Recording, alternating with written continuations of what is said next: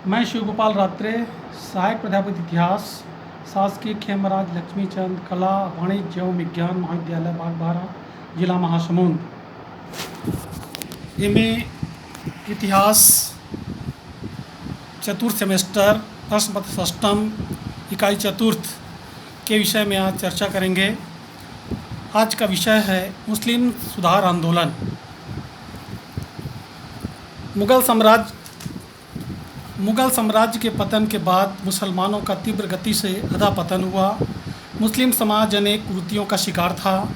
अतः 19वीं शताब्दी के सुधार आंदोलनों का प्रभाव भारत के मुस्लिम समाज पर भी पड़ा, जिसके फलस्वरूप बरेली के सैयद अहमद और बंगाल के केसरीतुल्ला जैसे मुसलमान सुधारक नेताओं के द्वारा मुसलमानों में नई जागृति लाई गई।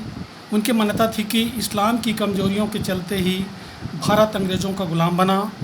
अतः वे इस्लाम को सुधारने तथा मजबूत बनाने और इस्लामी शिक्षा के प्रचार के विस्तार में जुट गए। शरीयतुल्लाह किसानों के उत्थान के लिए बंगाल में शुरू किए गए फराइजी आंदोलन के नेता थे। उन्होंने मुसलमानों में प्रचलित जाति भेद की कटु आलोचना की, जिसके कारण निम्नलिखित आंदोलन प्रारंभ हुए। पहला, बहावी आंदोलन।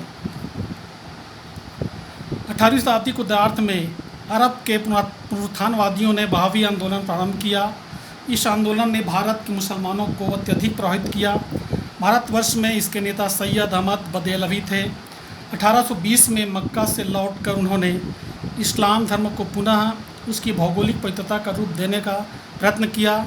इस आंदोलन को वलीउल्लाह आंदोलन के नाम से भी जाना जाता है। वलीउल्लाह 18वीं शताब्दी में भारतीय मुसलमानों के प्रथम नेता थे, जिन्होंने भारतीय मुसलमानों के अधःपतन पर चिंता व्यक्त की। उन्होंने मुस्लिम रीति रिवाजों और मान्यताओं में आई कुरीतियों की ओर मुस्लिम समाज का ध्यान आकर्षित किया। उनका मानना था कि जहां कुरान और हदीस के शब्दों की व्याख्या को लेकर मतभेद हो तो व्यक्ति को अपनी अंतः चेतना के अनुसार निर्णय लेना चाहिए। सैयद अहमद बदेलवी 1886-1831 शाह वलीउल्लाह का अनुसरण शाह अब्दुल अजीज के साथ करते हुए मुस्लिम समाज पर पाश्चात्य सभ्यता के प्रभावों का विरोध किया। उसने विशुद्ध इस्लामी सिद्धांतों के आधार पर भारतीय मुसलमानों की सर्वांगीण उन्नति का प्रयत्न किया। ब्रिटिश सरकार इन प्रयासों को संदेह की दृष्टि से देखती थी। कट्टर इस्लामी सिद्धांतों पर आधारित इस आंदोलन ने राजनीति का रूप धारण किया, तब ब्रिटिश सरकार ने इस आंदोलन को दबा दिया। दूसरा, उलेमा वर्ग का प्रभाव। 19वीं शताब्दी के पूर्वार्ध में कलकत्ता और दिल्ली के थोड़े से मुसलमानों ने ही अंग्रेजी शिक्षा प्राप्त की थी। उलेमा वर्ग के विरोध के कारण ज़्यादातर मुसलमान भी ब्रिटिश शासन के विरोधी थे। अंग्रेज़ों ने उलेमा वर्ग को धीरे धीरे प्रभावहीन बना दिया। तीसरा, 1857 की क्रांति का प्रभाव। 1857 के विद्रोह के पश्चात के बाद तो अंग्रेज मुसलमानों से बुरी तरह से भड़क गए थे, क्योंकि उन्होंने इस विद्रोह में जमकर हिस्सा लिया था। उसी समय कुछ प्रबुद्ध मुसलमानों ने अनुसरण किया कि उन्हें अंग्रेज़ों के साथ सहयोग की नीति अपनानी चाहिए। इस तरह से वे अंग्रेज़ों की मदद से अपनी सामाजिक स्थिति सुधारना चाहते थे। अतः मुस्लिम समाज में आधुनिक शिक्षा के प्रचार के लिए तथा पर्दा प्रथा और बहुपत्नी प्रथा जैसे सामाजिक कुरीतियों को दूर करने के लिए कुछ आंदोलन भी हुए। नवाब अब्दुल लतीफ़ 1828 से 1893 द्वारा 1861 में स्थापित कलकत्ता की मोहम्मडन लिटरेरी सोसाइटी एक ऐसा पहला संगठन था। बंगाल के मुसलमानों के शिक्षा के प्रचार में इसने महत्वपूर्ण योगदान दिया। चौथा, अलीगढ़ आंदोलन। सर सैयद अहमद खां अलीगढ़ आंदोलन के प्रवर्तक थे। मुसलमानों को अंग्रेजी शिक्षा और आधुनिकीकरण की ओर ले जाने का श्रेय सर सैयद अहमद खां को है। उन्होंने अलीगढ़ आंदोलन इसका केंद्र बिंदु था। 1817 में दिल्ली में इनका जन्म हुआ था। 20 वर्ष की आयु से युवा सरकारी सेवा में लग गए और 1857 के विद्रोह के अवसर पर अंग्रेज़ों की विशेष सेवा की। इससे अंग्रेज़ों को जो सद्भावना उन्होंने प्राप्त किया था, उसका उपयोग उन्होंने भारतीय मुसलमानों के हित में किया। सर सैयद खां अहमद ने अपने जीवन के प्रमुख 2 उद्देश्य बनाए। पहला, अंग्रेज़ों और मुसलमानों के बीच आपसी संबंधों को ठीक करना। अपने उद्देश्यों की पूर्ति के लिए उन्होंने मुसलमानों को यह समझाए कि उनके हित की पूर्ति सरकार के प्रति वफादार रहने से ही हो सकती है। और अंग्रेज़ों को उन्होंने यह समझाया कि मुसलमान हृदय से अंग्रेज़ों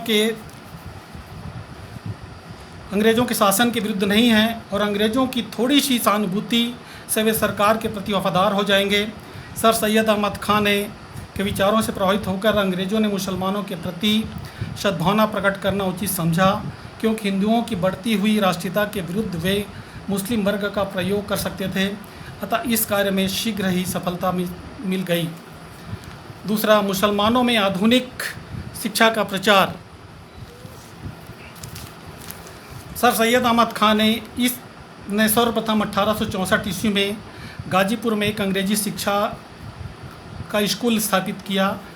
एक वर्ष बाद 1865 में उन्होंने अंग्रेजी पुस्तकों का उर्दू में अनुवाद करने के लिए एक विज्ञान समाज की स्थापना किया।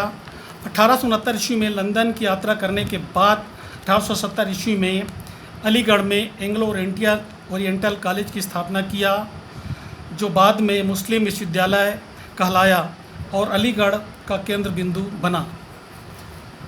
पांचवा, सर सैयद अहमद खान के विचार।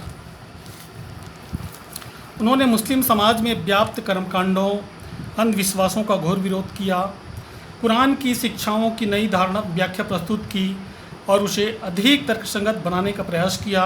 उन्होंने कुरान की शिक्षाओं के संबंध में निम्नलिखित विचार प्रकट किए। पहला, कुरान की शिक्षा ईश्वरीय है, क्योंकि प्रत्येक मुसलमान के लिए कुरान की शिक्षा का पालन करना अनिवार्य है। दूसरा, हदीस पैगंबर साहब की सूलियाँ हैं, इसका संकलन रावियों ने किया है, अतः उन पर वाद विवाद किया जा सकता है।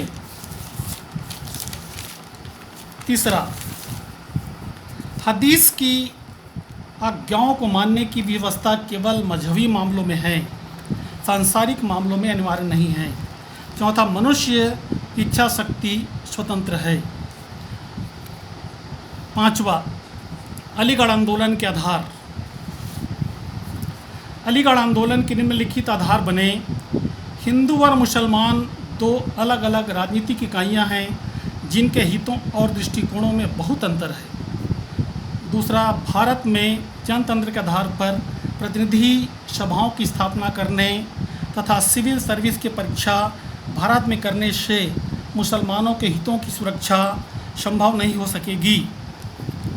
तीसरा, मुसलमानों को अंग्रेजी शासन की सुरक्षा में ही अपने हितों की सुरक्षा समझनी चाहिए और अंग्रेज़ों के विरुद्ध किसी भी राजनीतिक आंदोलन में भाग नहीं लेना चाहिए। चौथा, मुसलमानों के हित अंग्रेज़ों के हाथों में पूर्णतः सुरक्षित है, अतः मुसलमानों को राजनीति से पृथक रहकर सांसारिक विकास का प्रयास करना चाहिए। मुस्लिम समाज में नवीन चेतना जागृत करने में अलीगढ़ आंदोलन का महत्वपूर्ण योगदान था। पीरी मुरीद प्रथा, दास प्रथा को समाप्त करने का प्रयास किया। उन्होंने अपने विचारों का प्रचार एक पत्रिका तहजीब उल अखलाक के द्वारा किया। कुरान की तर्क संगत व्याख्या की और आधुनिक संस्कृति और मध्ययुगीन इस्लाम में समन्वय की स्थापना का प्रयास किया। धन्यवाद।